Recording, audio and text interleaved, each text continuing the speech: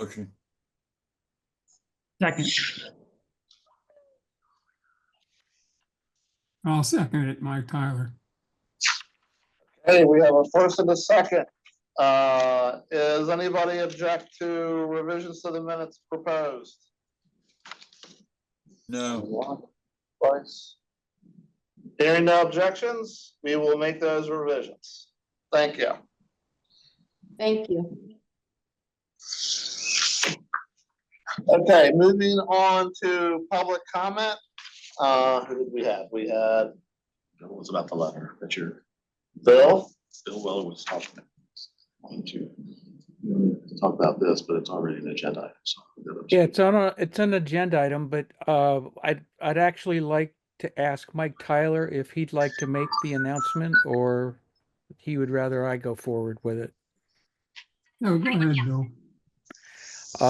Many of you know John Kirchwhite, the former past president of the Sussex Cyclists, and he passed away yesterday morning.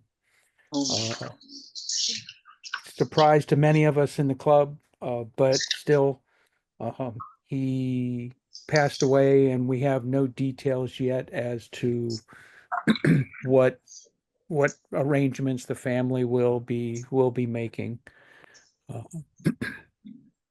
Bill, this is Mike Tyler. I did send a memo to John. Did you get that? About that? And I suggested that perhaps we might consider some kind of a plaque or some kind of sign along one of the trails or somewhere to just to celebrate the work that he's done, because he has done quite a bit with getting Sussex cyclists going. And improving, safety Yes. for cycling Yes. in the lower portion of the state.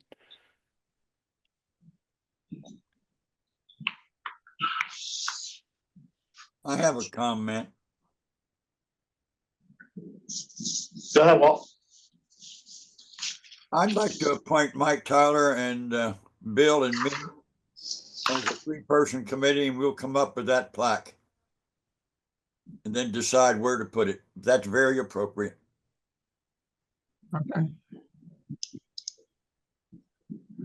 We'll get together at arenas someplace and talk about what we can do. All right.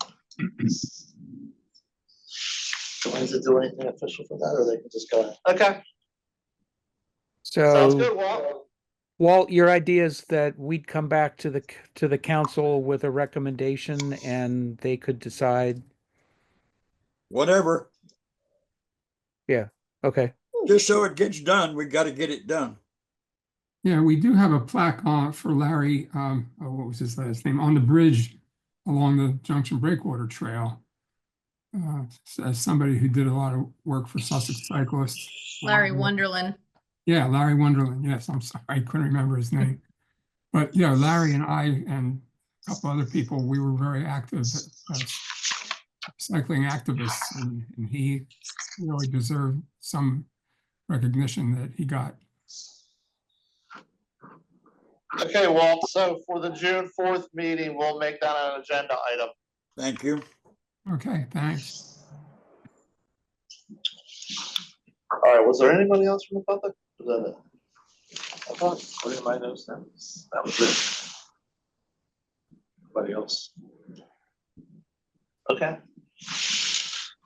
All right, we do have one other item for the council. We got a reach out from Kelsey Stevenson, who is a child development director at the Western Family YMCA in Newark, Delaware. They're having a Healthy Kids Day event, which is going to be on Saturday, April 26th from 11 a.m. to 2 p.m. And they're offering us a space at this event if there's anybody from the council who would like to attend. John is not able to go, but he could provide whatever materials we normally would distribute. So if anybody's interested in going to this, just let me know and I'll connect you with Kelsey.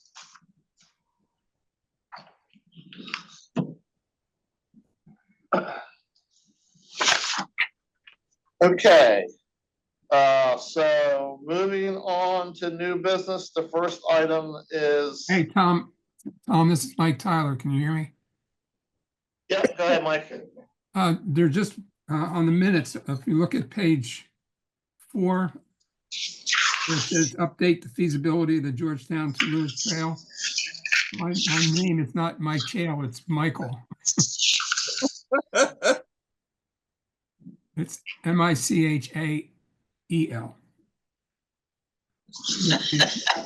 Mike Chale twice, just a minor correction, but just want the minutes to be right. Okay, thanks, Mike. No problem. Lauren Butcher. I also noticed my last name is spelled wrong. No biggie, but if we're pointing out spelled names, then just missing a C. Got this? Fine. Thank you. There was Lauren's name spelled wrong and Mike's name.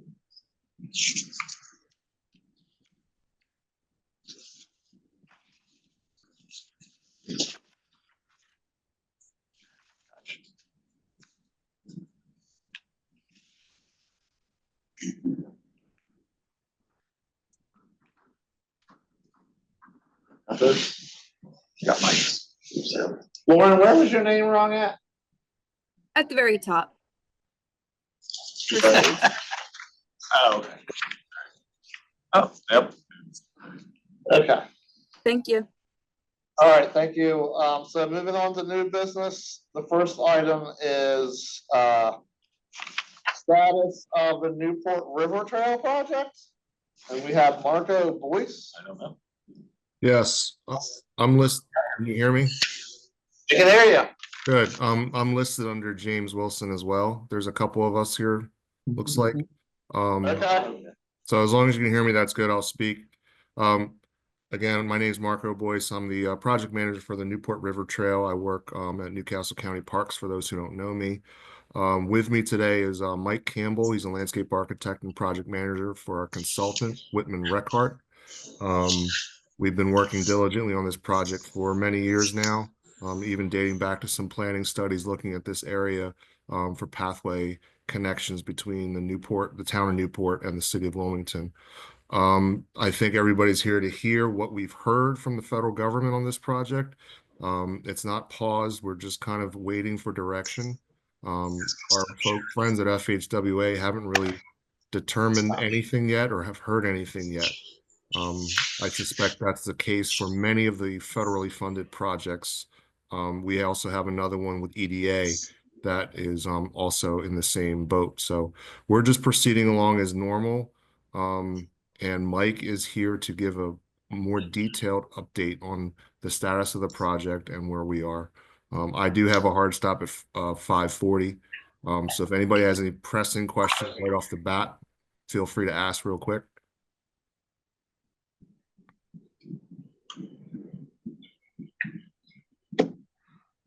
He only has 2 minutes. Yeah, sorry. Thanks, Marco. Okay.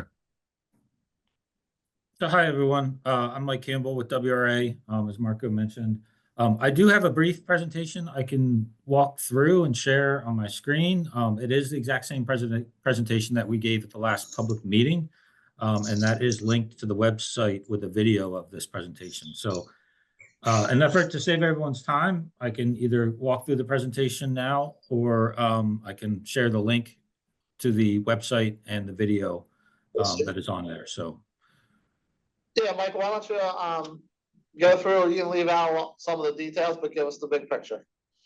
Okay, let me see if I can share.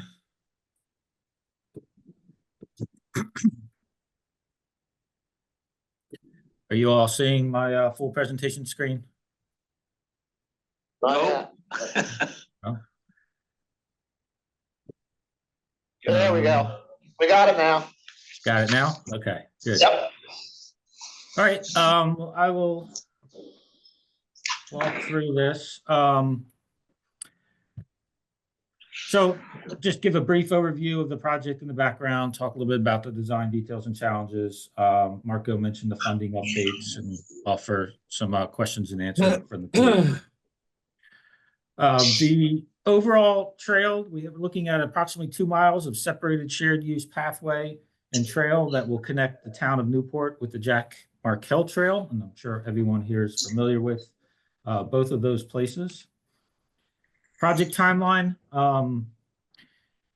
this has been talked about for a decent amount of time, about 10 years. And as you can see, we've been through quite a few steps that I'll walk you through. This is in 2014, I had the pleasure of working with a younger version of Marco Boyce in this picture, and Heather Dunnigan from Will Mapco, while Marco was at DelDOT. And really, this was a study to look at how we can connect the 2 largest Newcastle County communities, City of Wilmington to Newark. Several alternatives were evaluated, and the central alternative that you see here is what is the Newport River Trail. At the time, we thought this one would be the last one to be implemented because it had the most challenges and was the most expensive, but things change. As you're all aware, the Blueprint for Bicycle Friendly Delaware was created in 2018 and adopted, and this trail is a critical part and link as part of that process.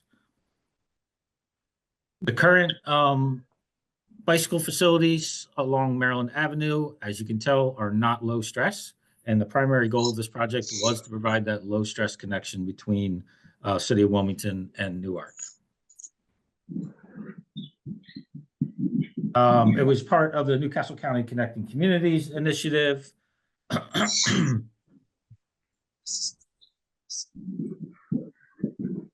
More background information as just highlighting that this is the critical link that would connect to the East Coast Greenway via the Jam Trail, the proposed Wilmington Loop, and tie in directly to the town of Newport. So we completed a feasibility study in 2020. This identified the critical components. We did environmental resource evaluation, identified major constraints, property owners, and considerations for what types of structures would be involved. There are numerous environmental resources that had to be inventoried and studied for potential impacts and protection. Having worked on the Jam Trail, WRA was very familiar with this region and what those resources entailed. The largest resource is obviously the Christina River. Its title has both tidal and non-tidal wetlands and several tributaries flowing into it within the project area. We also inventoried nearby properties for hazardous materials and coordinated early on cultural resource coordination. If the environmental issues weren't bad enough, we have some major transportation entities that fall within this corridor. We also have starting at the left, we show the Christina River, and then the red is the proposed Newport River Trail. And then we have the Christina River Force Main, which has been a challenge from day one, just trying to locate where that is. Even the county doesn't know in some places. So we have a very narrow strip of land here that we have to squeeze in. And then there's also the Amtrak Northeast Corridor as well. So looking downriver to the east, the sewer line crosses back over the railroad tracks, so we don't have conflicts there. But we still have the Northeast Corridor high-speed rail. Norfolk Southern has a freight rail at this location, the I-95 overpass, and finally the connection to the Markell Trail. And also the Christina River is still there. So once federal funding was determined that we were going to be pursuing, we finalized our purpose and need for the project. What will the trail look like? Back to the level of stress diagram, we want to ensure this connection would be safe for all users and provide the lowest stress facility. As I mentioned, the entire alignment is separated or buffered from traffic to the extent possible. The section that you see here is along Water Street. Water Street serves the Newport boat ramp and the commercial properties that are along that peninsula. We're proposing to narrow the travel lanes from 15 feet to 12 feet wide, relocate the curb, provide a grass buffer, and a 10-foot shared use path along Water Street. This typical section represents about half of the alignment.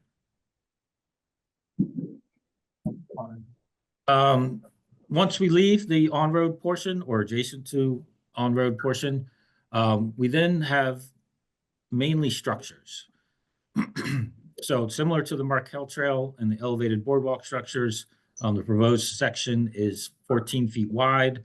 We are designing it to be above the 100-year floodplain, so it'll be sustainable and survive potential sea level rise.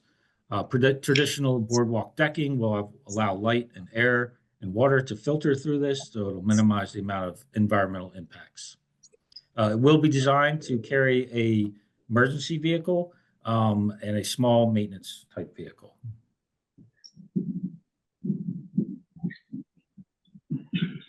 One thing we heard from the public was the desire for trail amenities along the path.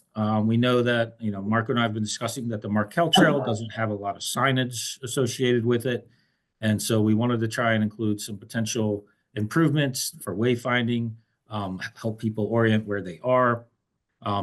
We haven't done final design on these items, but it is something that the county is interested in including in the final project. So there's still a lot of work to be done. We have gotten through the beginning of our NEPA process, finalized our purpose and need, and we were hoping to have NEPA approval in the winter of 2024, spring of 2025. However, we have been on pause since January, so there has not been any progress towards NEPA. Lots of permits that we have to still go through as well, and unfortunately, we can't proceed with many of these permits until we get some of the answers from our NEPA process. This is just summarizing some of our public feedback that we heard. I did want to mention that we do anticipate some impacts to the Newport boat ramp. So as part of the NEPA process, we are going to be letting the public know. We don't anticipate closure of that, but there will be some times where the Newport boat ramp will be used for construction activities.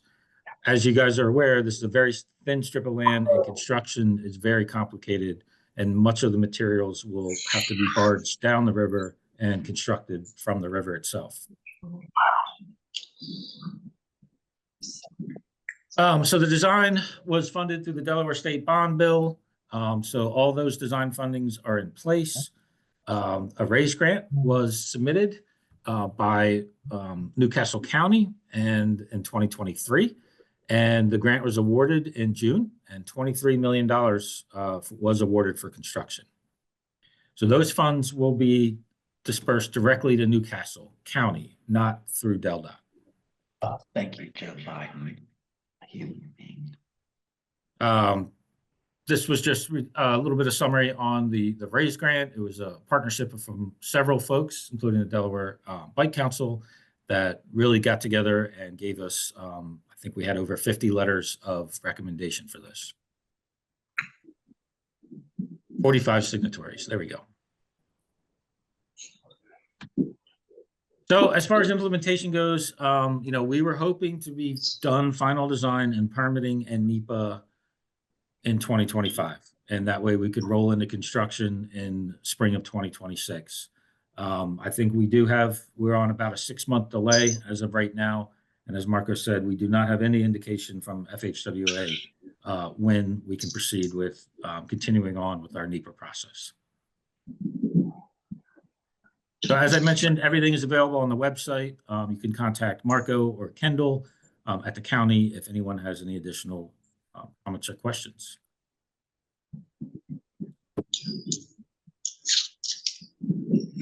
So I'll be happy to try and answer any questions if Marco had to jump off. If anyone has any. That scene we see, this is Walt. That scene you see right there with the big walkway along the tributary, whatever that water is. How was that paid for?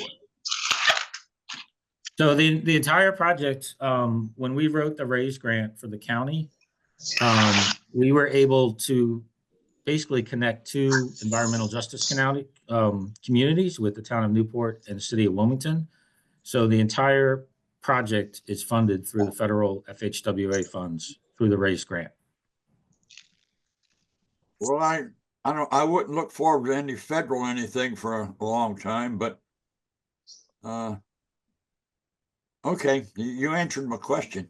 Hey, Walt, let me, Mike said this, but I think maybe it would be worth repeating. So in 2023, so a couple years ago, Newcastle County applied for a federal grant. The program is called RAISE, which I forget. S is like sustainable and E is like equity. And it's a very competitive process. So there's about 5 times as much application as there was dollars available in the RAISE. But Newcastle County won that grant from Pete Buttigieg. So as of October of 2024, this project was moving ahead because Newcastle County had received a large federal grant from then US DOT Secretary Pete Buttigieg. Okay. The problem today is that there have been a number of, there's US DOT internal, memos, one recently targeting bicycle infrastructure and shared use paths that has at least raised the possibility that even though Newcastle County has won this grant, that the federal government will not actually live up to that promise. Well, the reason I'm asking is because in the area of Glade Road, they're going to be working on that dip down there. I don't know how they're going to do it. There's only one way to do it. That's build a damn bridge. But there's going to be a lot of activity in the next couple of years down there getting this Glade situation resolved. And it's not going to be cheap. And that's the reason I'm asking, how have trail improvements been paid for over the years? How they've been funded?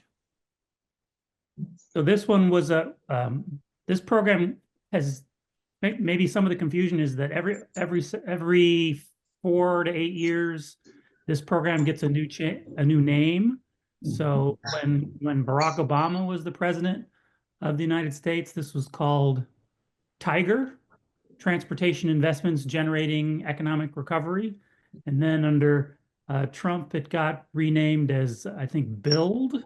And then when Joe Biden was elected president, it got renamed RAISE, which stands for Rebuilding American Infrastructure with Sustainability and Equity. So we got a program called Build now?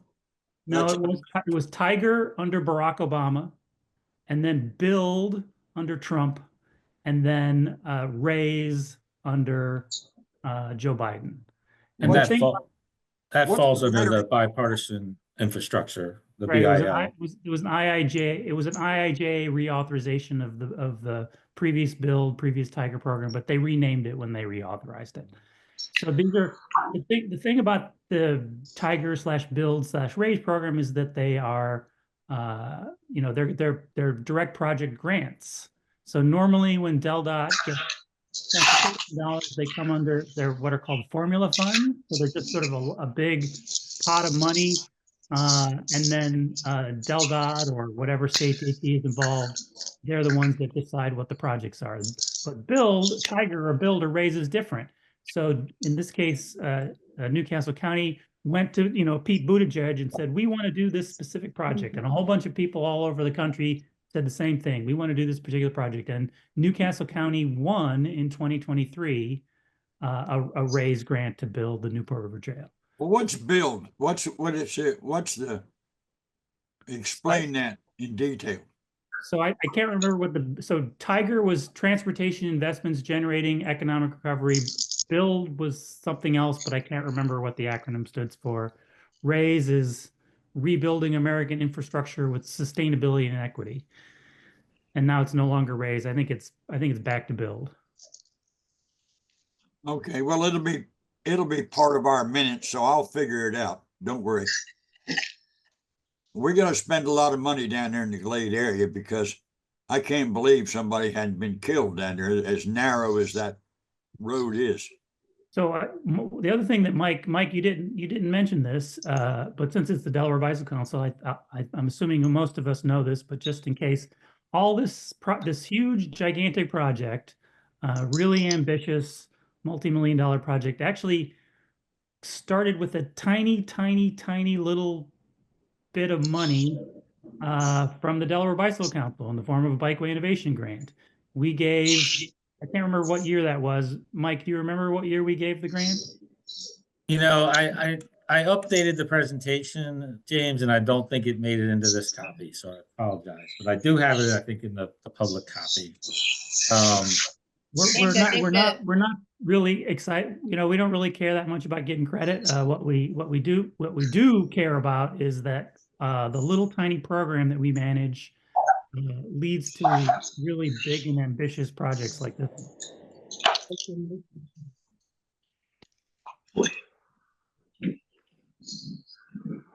Any other questions for Mike?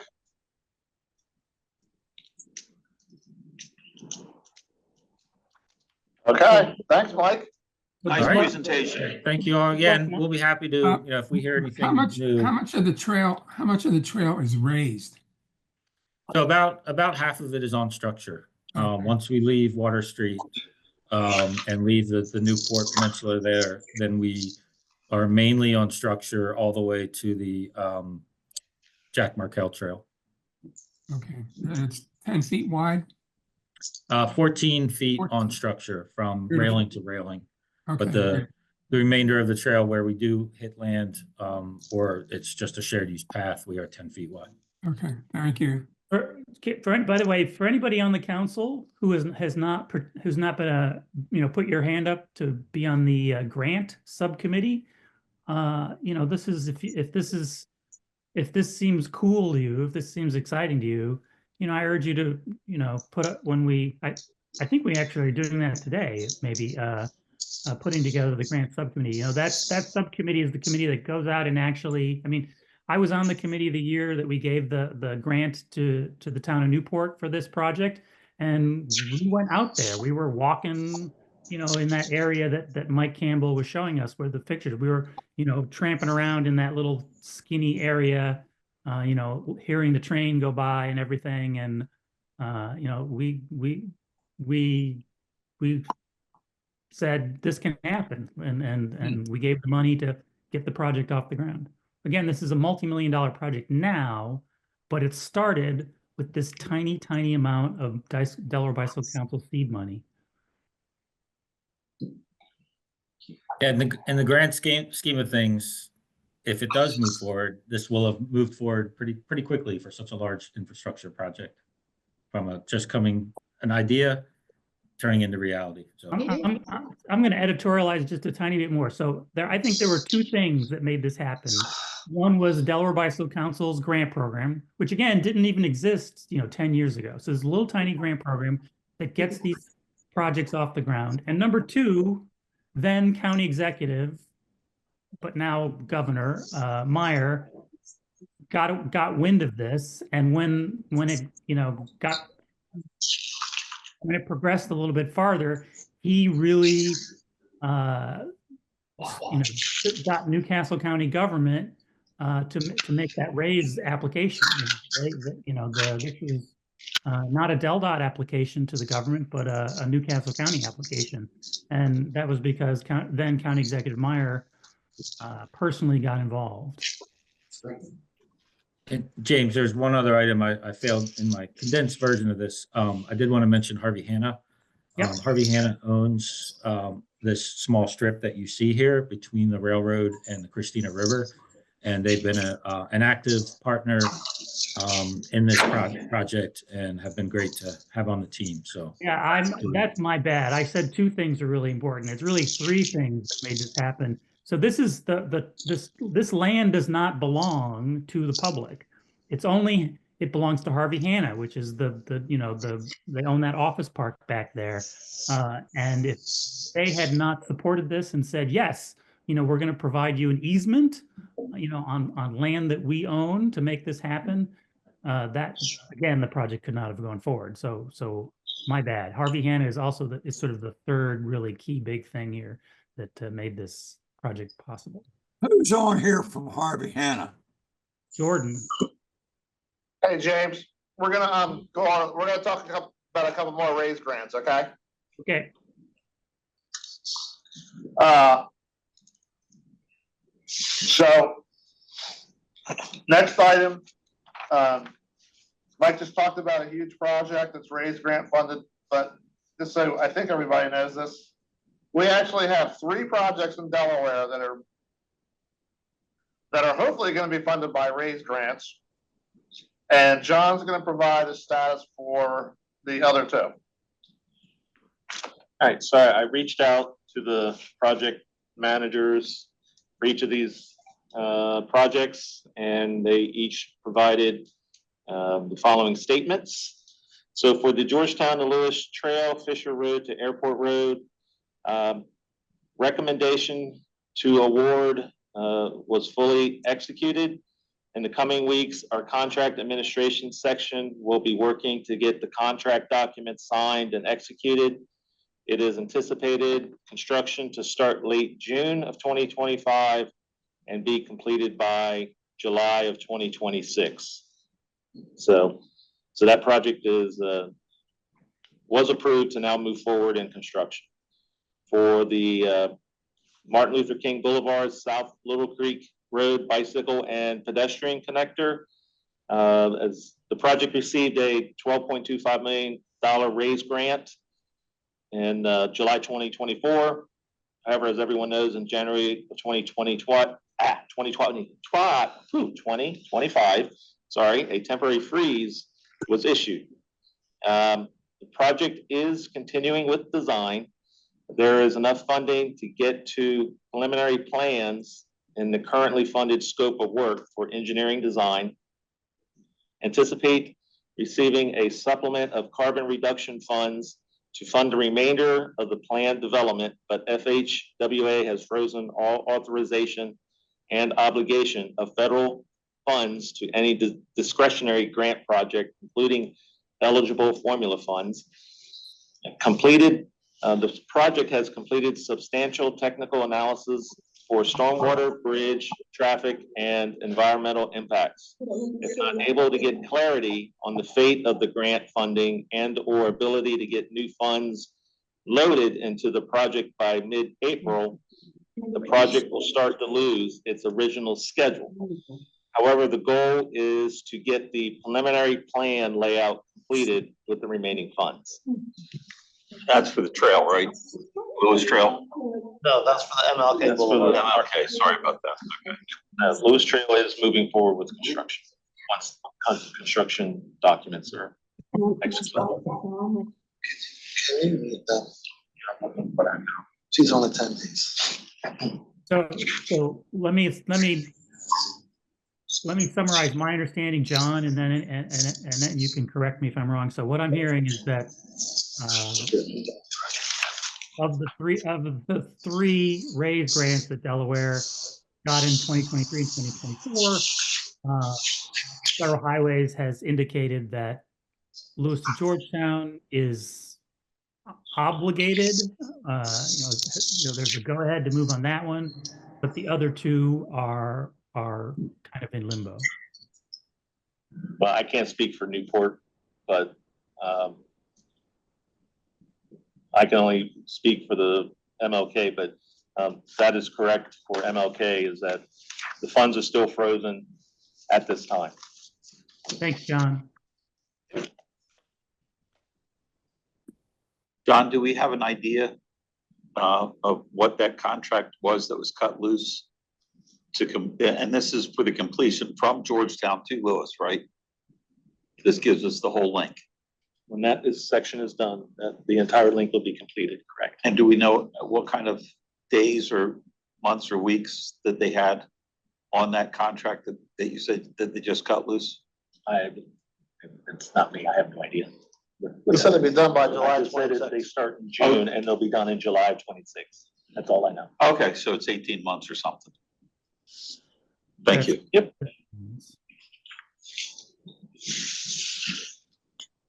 Okay, Hopefully we'll get some federal funding worked out. So next on the agenda is this year's, Cycling Infrastructure Innovation Grant application. Do we have that to share for everybody? Yes. So everybody knows the drill. John takes care of the administrative part of this. We need to review the application and basically approve him to go ahead and send it out through the normal channels, and then we'll start to do our reach outs to people through the summer. We did get a lot of applications last year. It was pretty good. So I think we did a much better job last year of the reach outs and everything.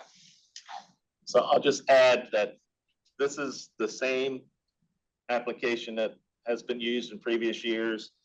The only updates are just the dates, the year and the dates. So the content has not changed unless anybody on the council believes that something in the application needs to be updated.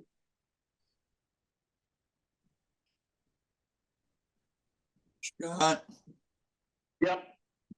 put me on the committee this year, please. Again, I'll make them all, but I'm over my hiccups with the dentist Okay, well, and the doctors. that's the next thing.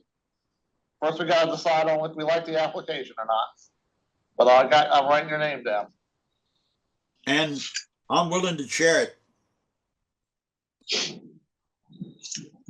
But I don't want to steal anything from Fran. She does such a damn good job. Yeah, thanks, Walt, but I'm gonna be away most of August and September this year, which is kind of prime visitation time for these applications. So I'm not sure how much good I'd be to the committee this year. I will. Hey, We're going to Scott? buy you an extra knapsack. You've been on the road so much. Scott and Fran, weren't we talking about making a little tweak to the letter to sort of help I know improve? we were, and I was trying to figure out what it was when I was reading the letter this afternoon after I got it from John. We wanted I'm to, not sure what it was. I think it was that we wanted to tweak it to give it a little bit more focus around, I can't remember the exact words, it's at the tip of my tongue. Was it the fact that we wanted it to be planning? Yeah, like planning Schematic design? projects. Like one of the, an example is last year we got an application from Millville, I think it was. And Oh, it yeah, was for the paint. it was basically to do the painting of their bike lanes. And they have other ways to get that done, through other programs. And I think that was when we discussed, we should maybe put something in the application that it should be more planning oriented. I don't know what the exact words we can come up with them Planning, are. schematic design and similar activities. So that would be a change that we could come up with some new language and send it out to everybody if everybody is good with that the application subject to that final change. Whatever that is, we can come up with that and send it to everybody if we can get everybody's approval to move forward with that, with the basic application tonight. So there was John, when do you typically shoot these out? I try to get them out 1st of May.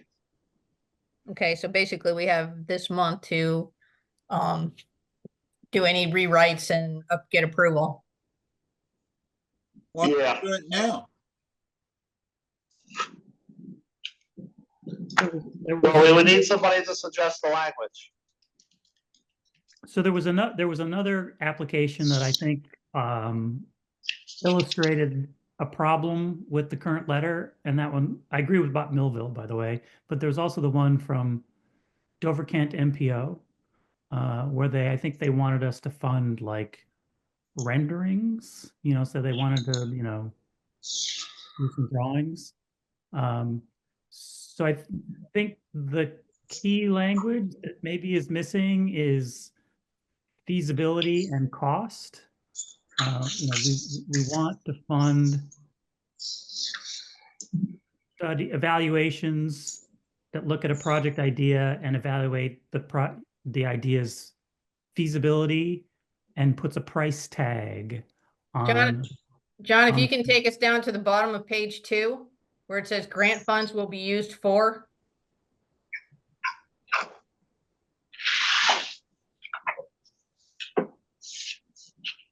And so I think we need to have those two words in there, feasibility and cost, and maybe even, Maybe we want to duplicate- take out construction. Let's delete this construction then, right? Because that's, I think we're not ever gonna fund that with the kind of money we get. You're right. Can I add to that? We had talked briefly about potentially being a little bit transparent about the budget, because we had some come in that were like way above what we didn't even had, and that might give people the idea that they're able to do more. But if they see that the budget is only, 30,000 or whatever it is, then they might understand that it's more feasibility or design rather than actual construction. Let me suggest this. What are the funds going to be used for? Keep feasibility like it is, and then under that put A, design and cost. And that sums up everything. All the grants for is for the feasibility study, and basically that's what it's for anyway. well, I think James's point, Walt, was that a feasibility study should include a cost component as well. That's what I'm saying, yes. Well, the next page, we ask if there's a current executed scope of service with a consultant. So really the cost should be in there. You're right. No, James's point was the cost of, The actual project. yeah, he's thinking about a feasibility study where an engineer or somebody does a cost estimate for the construction part of it. Construction budget. Well, you engineer types can wordsmith that. So we have delete construction, we have include something in the, what it's for, to make sure that people know that we're expecting them to come up with a cost of construction as part of their feasibility study. And then we also probably want something in the beginning of the letter that says what the total award that the council intends to make this year is, which I believe is 50,000. Yes. So we want to say something about the funds available, Yep. construction budget, and we'd like it to be for schematic or feasibility work. Something like that. And delete construction out of that. Yeah. The bottom of page 2. So I hate to say this, but if we put a number in there, we're gonna get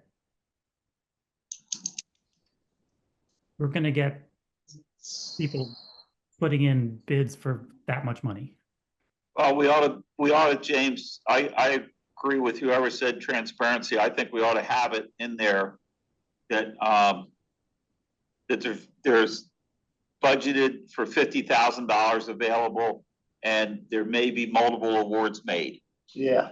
And, we're We gonna, need to make it clear there won't be multiple awards of 50,000. There might be Well, we can say that. multiple awards within that 50,000. yes, because we're saying all that's available is 50,000. Right. And the We 50 just need to make that clear. Yep. And I have Scott, one- this is not the first specification we've ever written. Between you and I, we should be able to write this. Okay, so. I have one final comment. I'm sorry, one more.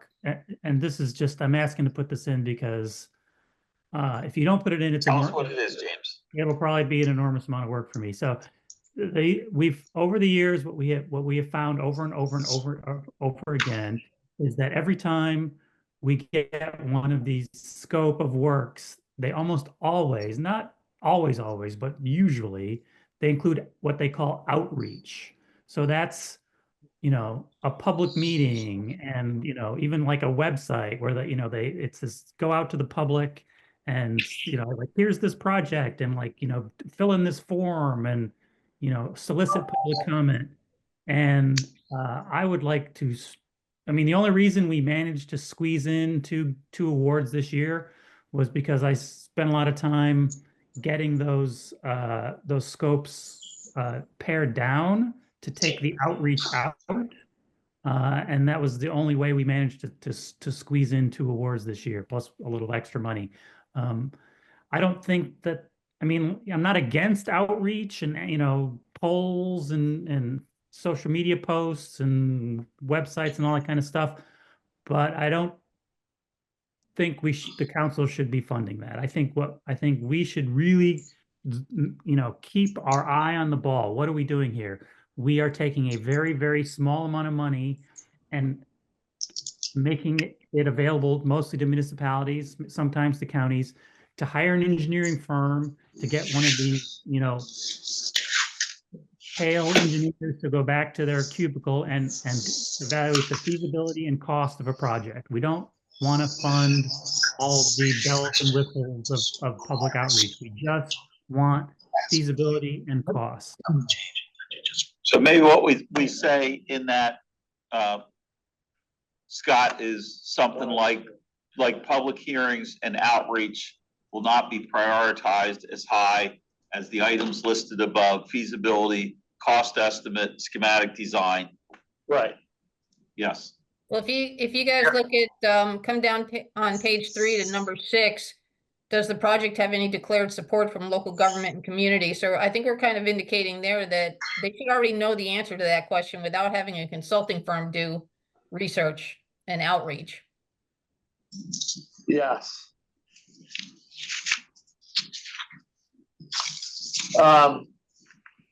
The other thing is, should we, instead of being kind of wishy-washy about them providing the scope of work, should we just say that submitting the scope of work is part of the application?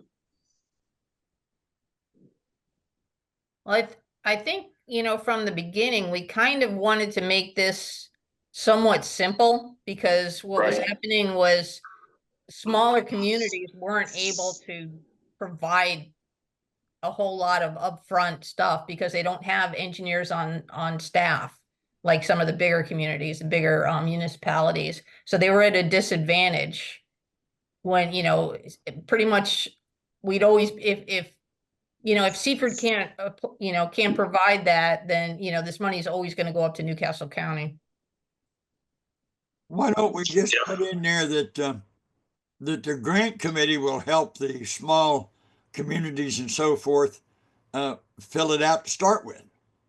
We're gonna keep it simple. Yeah. Scott and I are gonna write it up. We'll send it out. People can do a straw ballot to approve it, if that's all right with everybody. That sounds good to me, Tom. Works for me. Okay, so we have the substantial changes that we want. These Right. do the words. Okay. So do we need a motion to do that, or Do we need a motion to do that? So move. Second. We have a motion from Walt. Scott and I are gonna work on drafting up language that we're gonna send out for a, whatever we call it, digital vote? a digital vote. There you go. A virtual digital vote. There you go. Well, that way we make the deadline for John to send this stuff out. All right, we need a second. I already seconded it. Oh, Good job, James. okay. You have to ask for if anybody's opposed or something. Hey, okay. Is anybody opposed? Nobody's opposed, okay. Hell no. All Can I say something real quick? All in favor? So Do you mind if I jump in? There's a comment. Yeah, I don't usually speak too much on here, but grant writing is what I do for the state police currently. So I want to kind of second Lauren's opinion about definitely stating an amount up front. That's when I apply for the federal grants. It's the first thing I'd ask, how much money is available. That way I can kind of craft my project around the available monies. Secondly, I would leave it as broad as possible. That way the board has as much flexibility to award money you can always say no, but keep it broad. Don't hyper specify exactly what you want, because then you may get a project later on that's slightly outside of your scope, and you have to go back and change your normalities going forward. So just leave it broad. Let the board make the decisions. You can always say no, or have them go back and say, hey, we're not going to pay for that. We'll fund this if you want to rewrite, because it's not out of the ordinary to have iterations of these grants that come through and portions are rejected and changed to conform to what the board would accept. Hey, John, let me ask you a question then. So let's say, so we've got $50,000 next year. So let's say, you know, we're sort of hoping that maybe we can give 3 grants, you know, of $15,000 plus. How do we avoid the problem where somebody sees the $50,000 number and submits a $50,000 grant application and they don't get anything because we want to give 3 grants out, and they could, but they would have gotten a $15,000 grant if they had applied for 15, and 15 is like enough, but it gets inflated because this $50,000 number is floating around. Right. I mean, does the board have a certain amount of grants they want to fund? And I think if you have that guidance forward and you're saying, hey, look, we have 50 grand to work with, we want to fund 3 grants. So 3 grants will be available for $15,000, for up to $15,000. Well, Tom already suggested that we say that we prefer to award multiple grants. I don't think we should say a number. I think we should just say multiple. That will keep people from saying, I'll just plug it in there, $50,000. Right. You could always say you prefer to award multiple grants out of a pot of $50,000 or out of a sum of $50,000. That gives you the latitude. Yeah. That way you don't have to, because it doesn't have to be equitable as far as like maybe Seaford needs a grant for 12 and Georgetown needs, 18, and you can work between the numbers.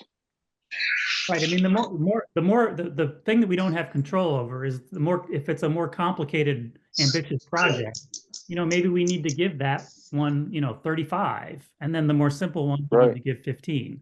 So I guess Tom and Scott, if we can just say something like, okay, we've got, tell them how much we've got, but say something like, don't inflate your application.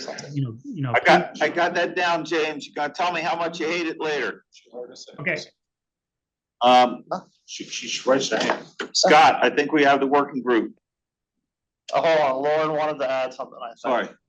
It's fine. I'm on the same page. I don't think you should worry, James, because we do this too. I do mini grants all the time, and we just give the range of how much, they're able to apply for. And then we say that we're anticipating to fund up to 10, depending on the quality and number of applications.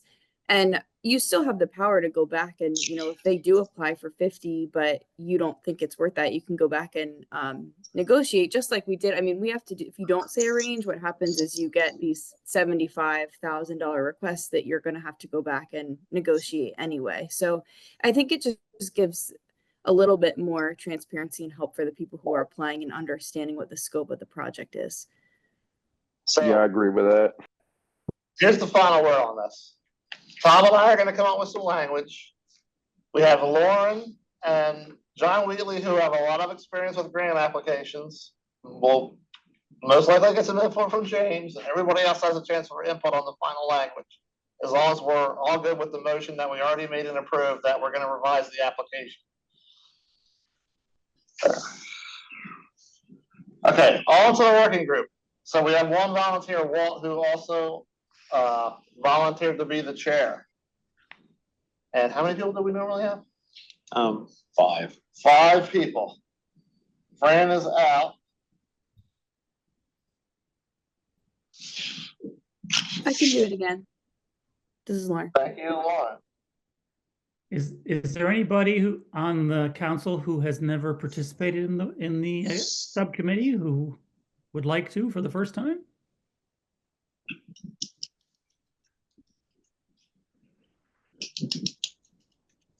I'd like to nominate two people. One, because James can make a lot of these meetings, because this is very much coincidental with his regular paying job. And Scott, you have a good feel for it. So I'd like to nominate James and Scott.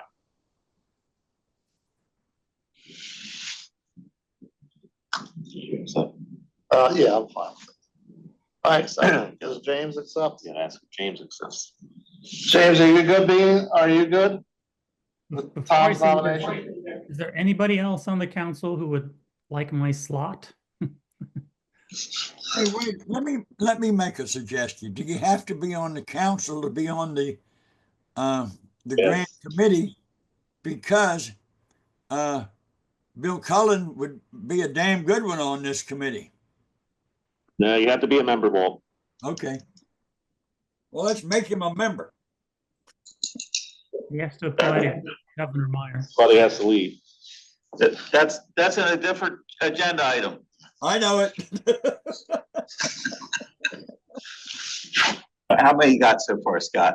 Well, James doesn't want to. James said he will do it. Yeah. I didn't hear him say that. James, are you gonna do it? Yes, I'll do it. There you go. So we need one more, please. I'll give it my best shot. Unless somebody else wants to do it. Kind of like James, coward. Okay.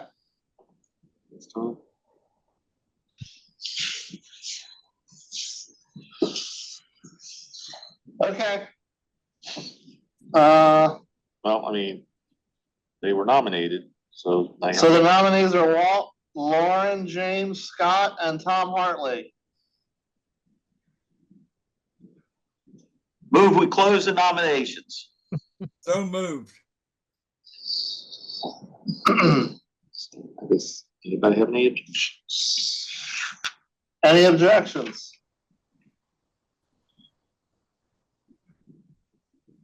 No objections. That takes care of our committee. All right, next item. No. All right, next item is about intersection design. And really, this is a follow-up to an email that John sent about the person who was killed in the senator's community at an intersection. Can you show that?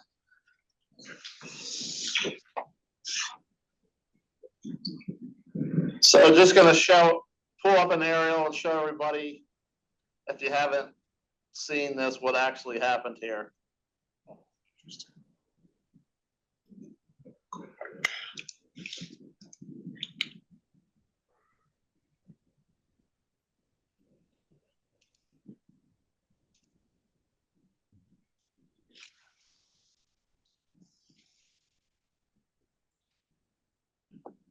Can you make it bigger? Yeah.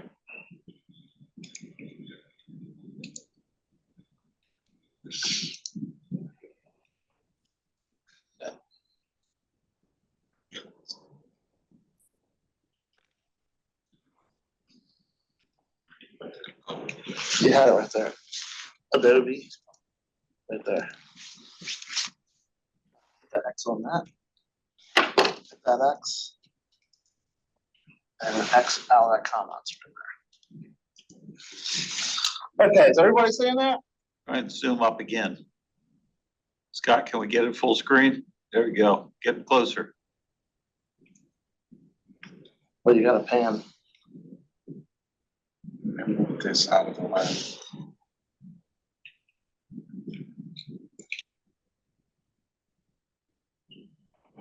Slide that bar down right there. Yep. There you go. Okay. So the circle is the intersection. So this is in the Senator subdivision. That straight line that's going right through kind of the top of the picture there from left to right is the Breakwater Trail. And it goes out there to the rest of the trail that runs parallel to, I forget, Gills Neck Road. Is this where we run in the middle of the road? No, this is through the subdivision. That's further. It's right through the Senator subdivision and the other subdivisions there that are right alongside the trail. Okay. Kind of goes right through those communities. So the cyclist was approaching the intersection on the trail, and the arrow, you can see it's moving from right to left. And then the truck was driving along Venables Drive, and there we're gonna make a right-hand turn on the Senator's Drive, where that would be up towards the top of the page. And the collision happened because the truck turned and the cyclist, I guess, ran into the truck. We don't know the exact details. And basically, this is just a crossing, a normal crosswalk like you'd see at a lot of places. In fact, you see the same exact condition all over the place. I was just telling a friend this morning, this is like on my route, if I ride my bike to work, along the trail that goes along Hazelville Road, the back way from, Westover into town. And the kind of weird thing is, if you're traveling with traffic and they're not going that fast, especially like if you're on an e-bike or something, you can both approach this intersection at the same time, and it's kind of easy to lose track because of a person driving, like the truck driver, is looking straight ahead. He's not really looking to the side where the cyclist might be. So it seems like a visibility thing. Fran and I were talking about, like, sometimes it seems like you're almost better off riding the street. No shit.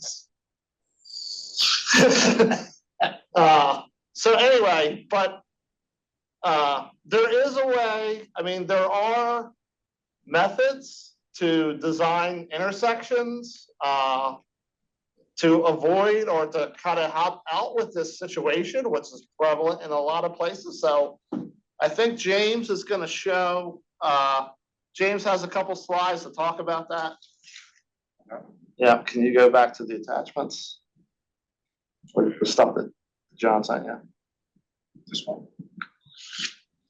No.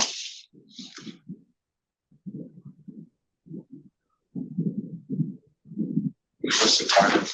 Let's see, what's your slider? Is that all of them? Yeah.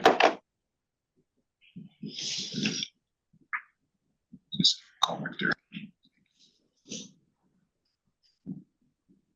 It's not any of those.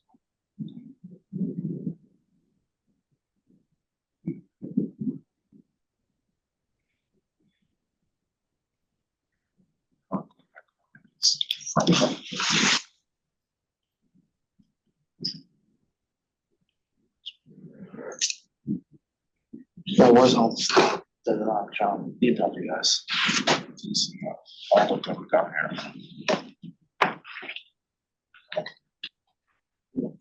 I'm looking for the presentation. It's the first email I sent, it's like 14, 19 megabytes. It's the email and its own attachment. It's not any of this. It was on another email.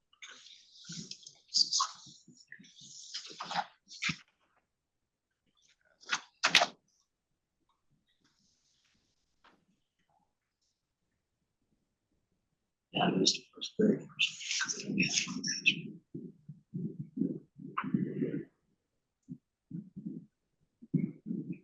That's just the first.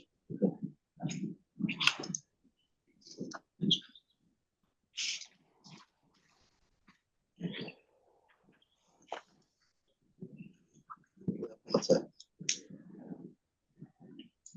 Hey, John, will you do me a favor tomorrow, tonight, or whenever it's convenient, take that application and send it to me? Email it to me. We're close, guys. Sorry about this.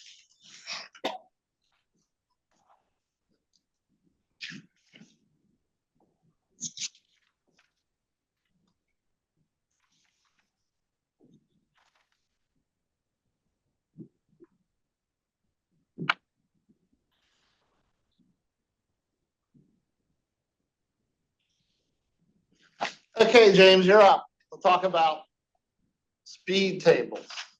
So DelDOT had an internal training back in late 2023 where they brought in an international engineering firm, and I just had those slides laying around. So I just grabbed a half a dozen slides from that DelDOT training, and this was like several dozen DelDOT engineers who it was like 2 days of discussion about sort of international practice.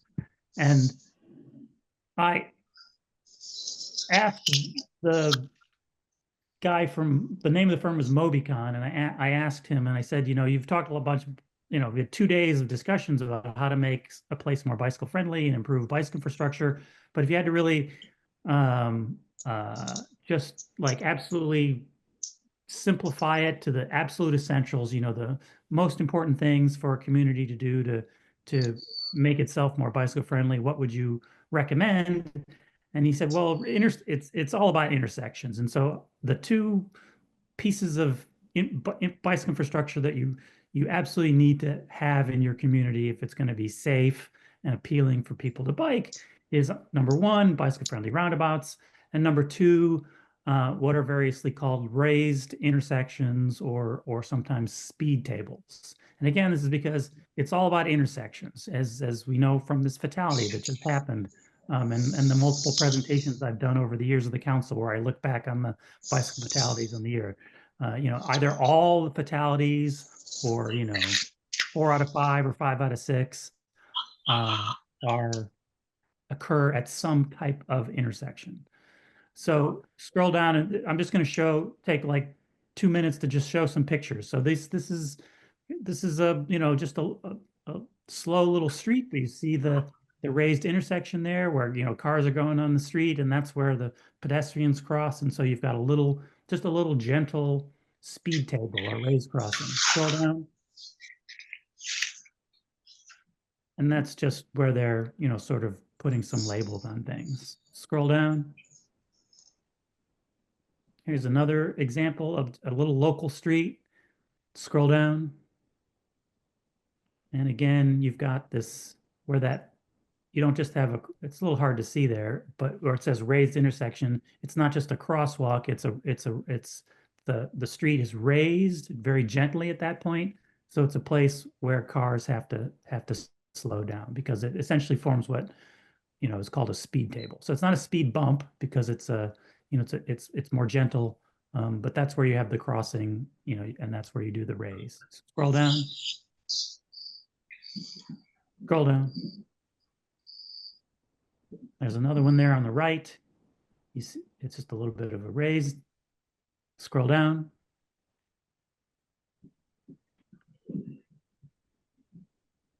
There's another one there behind the kid. Scroll down.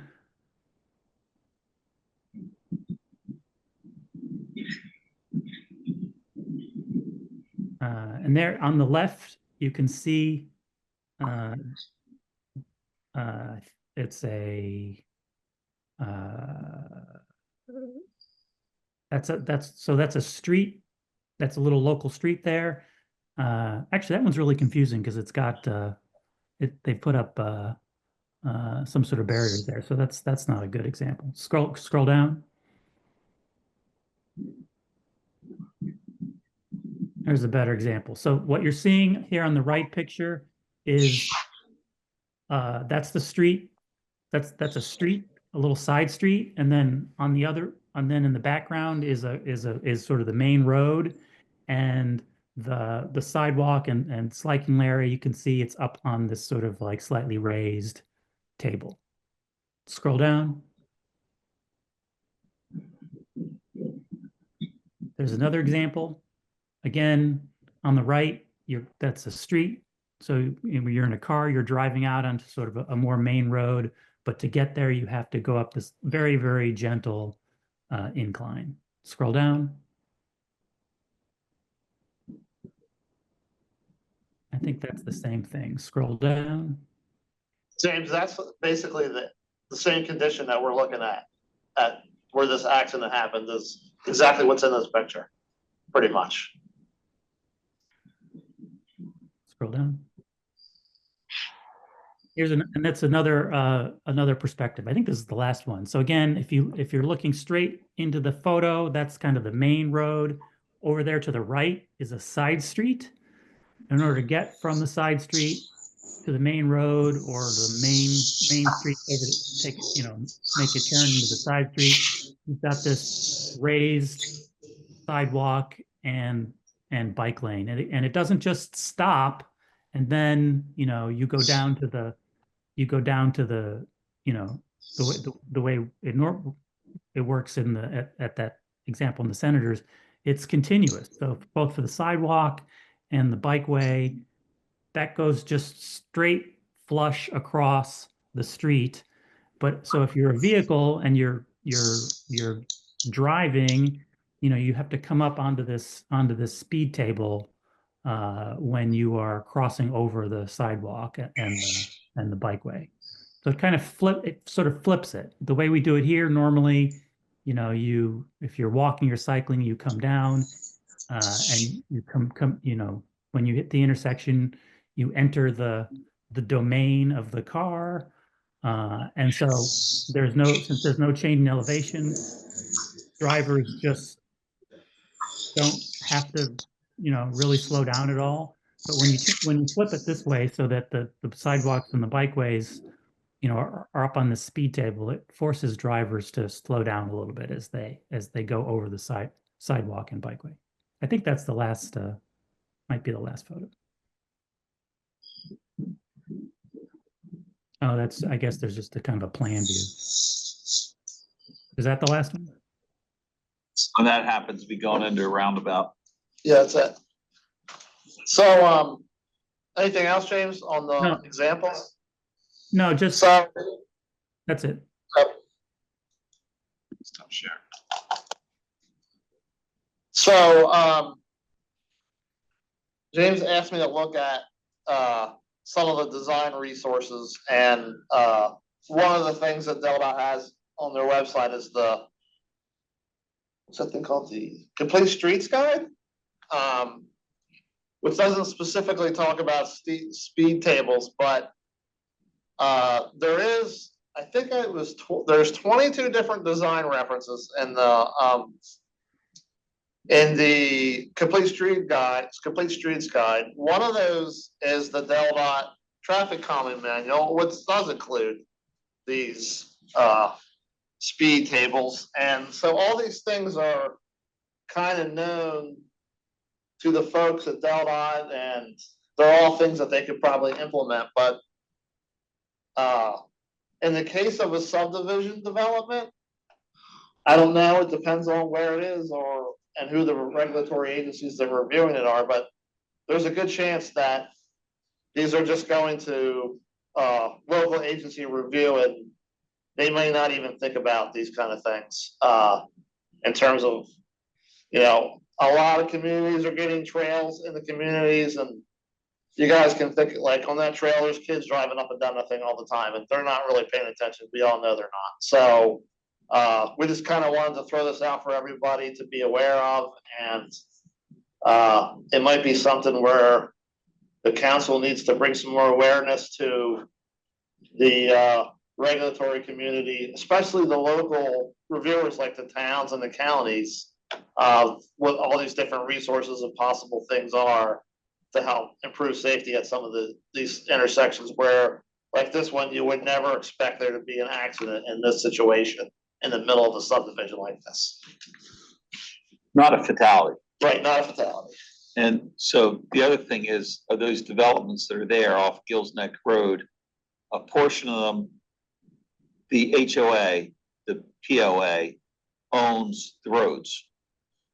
On others, they have gone through the steps, and the roads get turned over to the state after the development is 60% complete or whatever that number happens to be.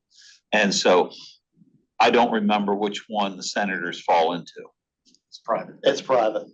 It is. Yeah. The majority of subdivisions in Sussex County are non-state maintained streets. Right. The majority in Kent and Newcastle are state maintained. Like Wolf Run is state maintained. Wolf Point is private. Yeah. So I didn't know that that was something in Sussex County, because like they're saying, most of the ones I've run across in Newcastle or in Kent County are state maintained.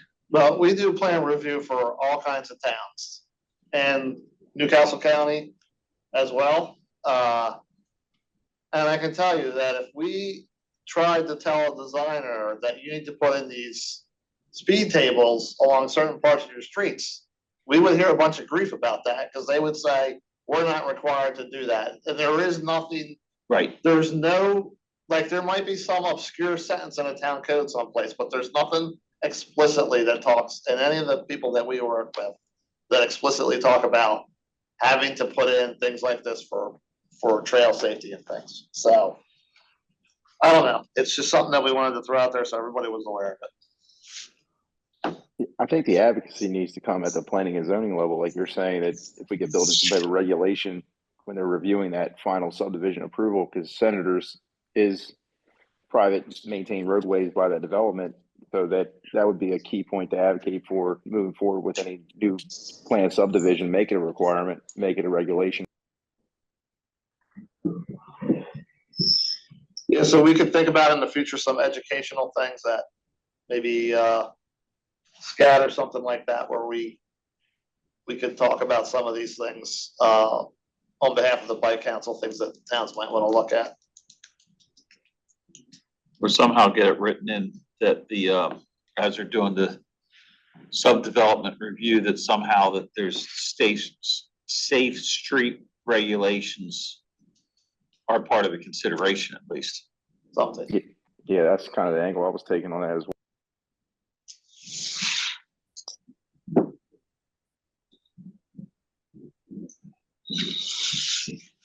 Any other comments on that? Okay, what do we got left? We got 13 minutes left. Big blue letter. So we want to do this bike loop letter. If John can get the letter queued up, we sent a letter out to everybody, and just to give you a quick reminder, Bill Weller and the Sussex Cyclists put together a presentation for us. I think it was in December, on issues they saw with the signal loop detector. So we put together a letter to send to the Secretary Hastings. And that is what Sussex Cyclists is asking us to do on their behalf.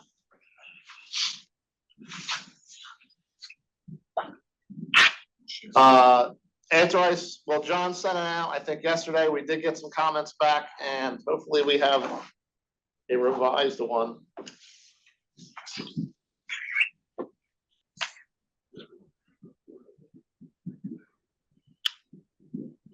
Yeah, so the comments that we had were to change it to be sent to Secretary Hastings.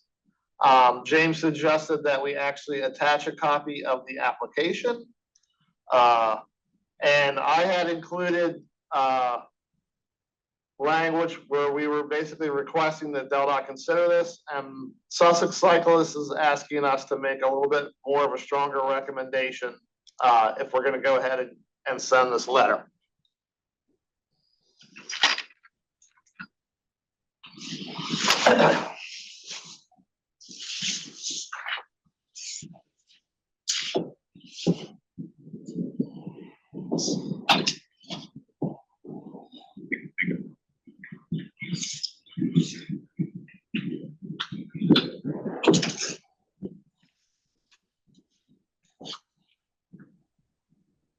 I can't read it. Is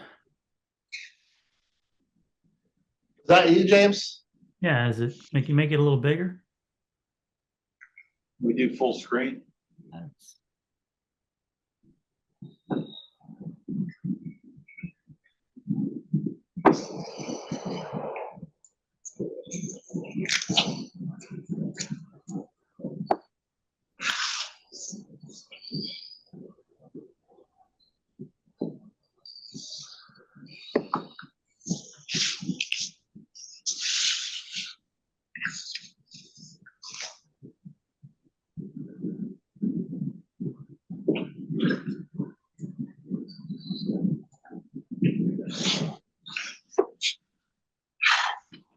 So are we, if you're gonna attach the presentation, there's just a little bit of wordsmithing that needs to go on there.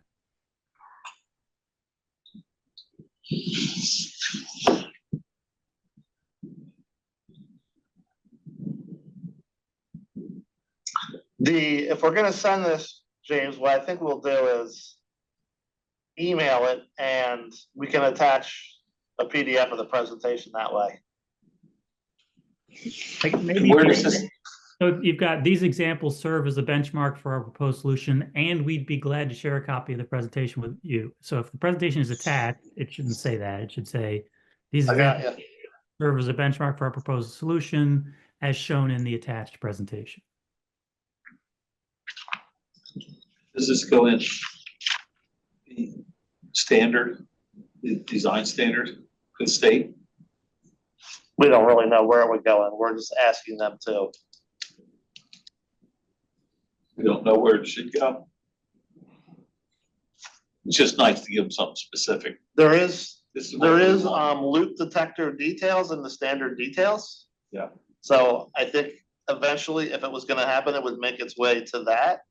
And then I think it would be on a case-by-case basis in terms of the intersections of which ones they would put these in. I mean, Right, they're probably not gonna go everywhere, but right, but somewhere we have to incorporate it into a design standard, otherwise it just gets forgotten about. yeah. I don't know what all that is.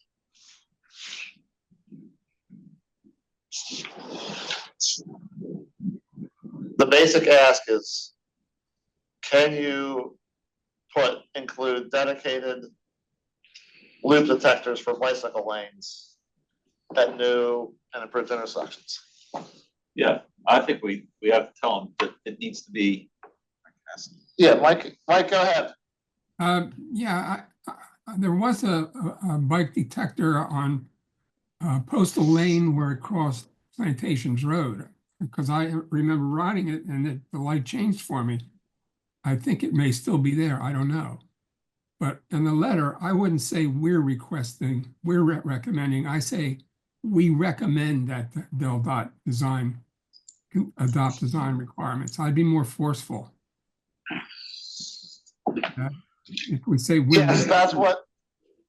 I would say Yeah. we recommend DelDOT adopt design requirements for vehicle sensors, and I don't know. Yeah, I don't know about new or upgraded. But sometimes bicycle lanes happen on roads that weren't new or upgraded, but they're there. I would say bicycle lanes at maybe start with high traffic intersections, but at many busy intersections. That's all I would ask you to consider. But I know there was one at Postal Lane heading west on Postal Lane. But I don't know if it's still there. That's all.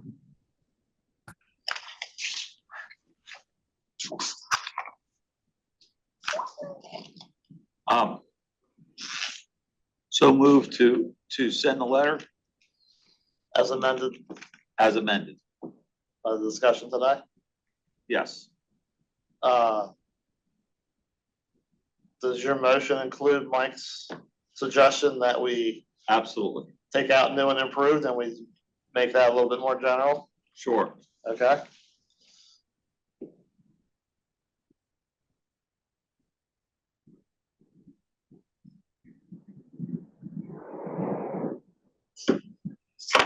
We're gonna add something, let's add and incorporate it into the standard. And just because it's incorporated in the standard, it doesn't happen every time. We're not saying that, but that's. That's a good idea. Incorporate it into applicable design standards. Yes.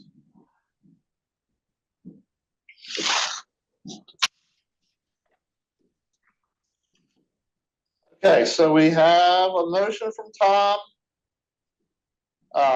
to send a letter with several amendments. One, we need to fix language about the attachments.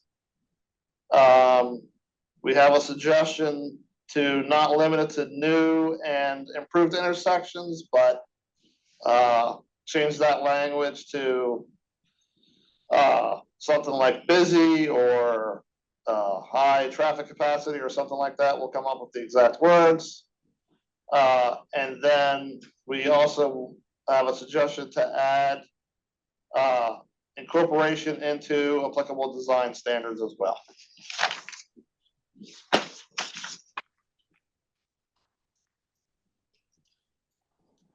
You need a second? Yes, we need. Mike Tyler seconds. Mike Tyler seconds it. Is there any objections from No. anybody on the council? I do not hear any objections. We'll go ahead and make the changes and send this to the secretary's office.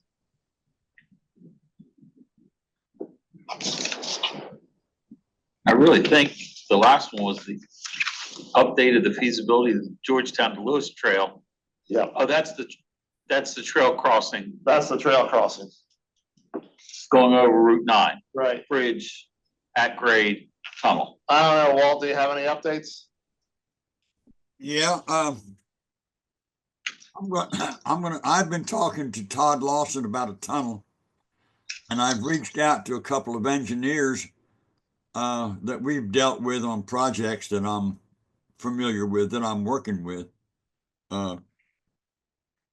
Maybe Scott's outfit could put a quote for a feasibility study to put a tunnel in. And then it kind of works in with the Glade project. Maureen and I, hopefully her and her husband are going on some kind of an extended vacation here pretty quick. And I'd like to get a meeting with the new representative from the 14th district. I forget what her name is, but her and Senator Huxtable, so we can get some idea in the bond committee this year, this legislative session. And that way, the next legislative session, when they come in, we can get it funded.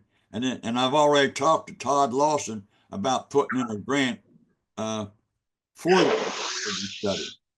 So that's about it. Okay, thanks, Walt. That's everything on the agenda. Motion to adjourn. I got one thing I'd like to mention. This is Mike Tyler. Go for it, Mike. The Millsboro bypass is going to be coming to conclusion fairly soon.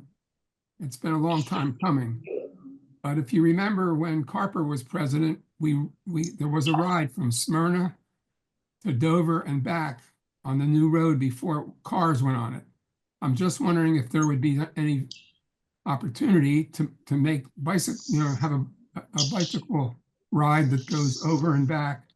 Maybe it could start out somewhere on I don't know, that 20 or something like that. But is it worth considering doing something like that? Because there will be bike lanes on that road, and it might be a value, because 24 by the chicken plant is really ragged now. The speed bumps are worse. The filled speed bumps are worse than the original speed bumps. But in any event, it would be an interesting thing to do, like we did from Smyrna to Dover on Route 1. It would be fun. Yeah. It would be something DelDOT would have to initiate. Yeah, I just asked John to check into it, Mike. Okay. And Mike, I organized that ride.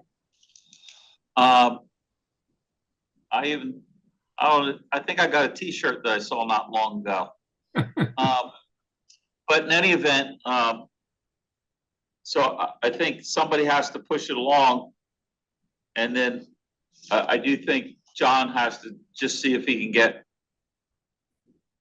I don't even know who it would be from, as far as getting some kind of flavor as far as support from DelDOT. Because of course we did get support from the Bicycle Council for that ride. and we were the primary sponsor. Well, the governor's an avid bicyclist, isn't he? He ought to support it. Somebody has to reach out and do something now. Why don't you write him a letter, Mike? Well, like I said, I think Delaware would initiate it. He doesn't know me. I could.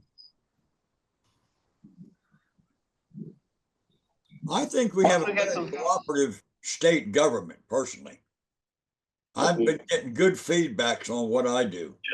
Community relations. Why don't we, let John talk to community relations and then, I'll let you know. and then we'll, do our own follow-ups after we're making sure we're not stepping on any toes first.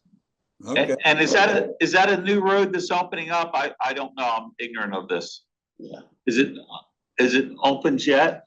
No. It's got a ways to go. So how long is it? Do we know? 2 or Miles or 3 how long? miles. Yeah, how many miles? 2 or 3. Okay. It's a fabulous it really is. It is spectacular. But it's only a couple, 3 miles long. Yeah, but it works. They need it. Well, Oh, the pond, you know, it's quite a neat. I rode out there on a Sunday to see what it was like. Nobody was around, but yeah, you could get onto it. Okay, guys, it's 7:01, so we're officially past our time. We need a second to Mr. Hartley's, motion to conclude this meeting. I just got a text from Roger Roy. He said, go home. Okay, thanks, everybody. We'll see you second later. by Roger. All right. Good night.